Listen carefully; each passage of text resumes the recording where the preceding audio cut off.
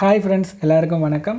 So இன்றைக்கி இந்த வீடியோவில் எதை பற்றி பார்க்க போகிறோம் அப்படின்னு பார்த்தீங்கன்னா, லாஸ்ட்டாக நடந்த டிஎன்பிசி எக்ஸாமில் ஆப்போசைட்ட குரங்கு போல சொல்லி ஒரு கொஸ்டின் கேட்டிருந்தாங்க. இந்த கொஸ்டின் வந்து உவமையால் பொருள் அறிதல் அப்படிங்கிற தலைப்புலேருந்து எடுத்திருக்காங்க. ஸோ இந்த கொஸ்டின் எதில் இடம் பெற்றிருக்கு அப்படின்னு பார்த்தீங்கன்னா, ஒரு கவர்மெண்ட் மெட்டீரியலில் இருக்குது. அந்த கவர்மெண்ட் மெட்டீரியலில் மொத்தமாக 175 இதே மாதிரியான கொஸ்டின்ஸ் இருக்குது. ஸோ அது எல்லாத்தையும் ஒரே வீடியோவில் கவர் பண்ண நானும் ஆசைப்பட்றேன்.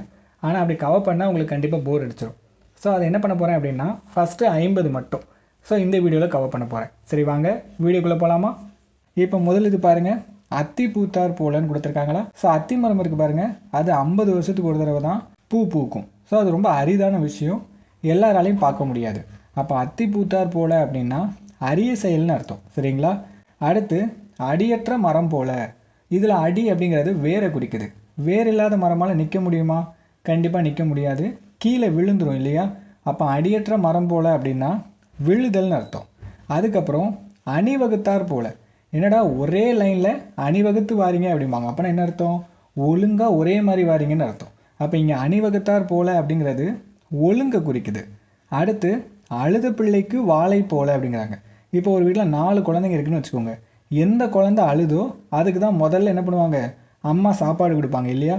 மற்ற குழந்தைங்களுக்கு அதுக்கு அடுத்தடுத்து தான் கொடுப்பாங்க. அப்போ எந்த குழந்தை அழுதோ அதுக்கு தான் முதல்ல சாப்பாடு. அப்போ ஒருவேளை குழந்தை இப்படி நினைக்கலாம், நம்ம அழுதா சாப்பாடு கிடைக்கும் அப்படிங்கிறதுக்காகவே அழலாம் இல்லையா? ஸோ இது வந்து குழந்தை வந்து அம்மாவை ஏமாற்றுறதை குறிக்குதா? அப்போ அழுத பிள்ளைக்கு வாழை போல அப்படின்னா ஏமாற்றுதல்னு அர்த்தம். அடுத்தடுத்து காட்டும் பளிங்கு போலன்னு கொடுத்துருக்காங்க. ரொம்ப சிம்பிள். இப்போ பளிங்கு கல் இருக்குது பாருங்கள், அது கண்ணாடி மாதிரி தான். அதுக்கு முன்னாடி போய் நின்னீங்கன்னா உங்களால் எதையுமே மறைக்க முடியாது, உங்கள் உருவத்தை அப்படியே காட்டும் இல்லையா? கண்ணாடி எப்படி உங்கள் உருவத்தை அப்படியே காட்டுமோ அதே மாதிரி பளிங்கு கல்லும் காட்டும், வெளிப்படையாக காட்டும், எதையும் மறைக்காது.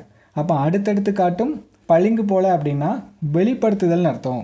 அடுத்தது அன்றளர்ந்த மலர் போலன்னு கொடுத்துருக்காங்க. ரொம்ப சிம்பிள். அன்று அலர்ந்த, அதை பிரிக்கணும். அன்று அலர்ந்தன்னு பிரித்தோன்னா அன்றுனா இன்னைக்குன்னு அர்த்தம், இன்னைக்கு அலர்ந்த அப்படின்னா மலர்ந்தன்னு அர்த்தம். ஸோ இன்றைக்கி ஒரு பூ வந்து மலருது, அப்போ அந்த பூ பார்க்க எப்படி இருக்கும்? ஒரு புத்துணர்ச்சியாக இருக்குமா? ஏன்னா அது இப்போ தான் பூத்துருக்கு இல்லையா? அப்போ அன்றளர்ந்த மலர் போல அப்படின்னா புத்துணர்ச்சின்னு அர்த்தம். அடுத்தது அலையில் சிக்கிய துரும்பு போலன்னு கொடுத்துருக்காங்க. அதாவது பெருசாக அலை வந்துட்டுருக்கு, அதுக்கு நடுவில் சின்னதாக துரும்பு மாதிரி நம்ம மாட்டிக்கிட்டோன்னு வச்சுக்கோங்க. நம்மளை அலை வந்து சும்மாவாக விடும், அங்கே தூக்கி வீசும், இங்கே தூக்கி வீசும், சொல்லட்டும், ஏதேதோ பண்ணும் தானே, அது நமக்கு துன்பத்தை தானே ஏற்படுத்தும். அப்போ அலையில் சிக்கிய துரும்பு போல அப்படின்னா துன்பம்னு அர்த்தம். இப்போ அடுத்து அலலில் விழுந்த புழு போலன்னு கொடுத்துருக்காங்க. அப்படி இல்லைன்னா அனலில் விழுந்த புழு போலன்னு வச்சுக்கலாம். அனல்னா நெருப்பு, நெருப்பில் புழு விழுந்துச்சுன்னா என்ன ஆகும்? அதால் வெளியில் தப்பிக்க முடியாது. அப்போ துடிக்குமா? அப்போ துடிப்புன்னு வச்சுக்கலாம். அந்த ஹீட்டில் வேதனைப்படும். அப்போ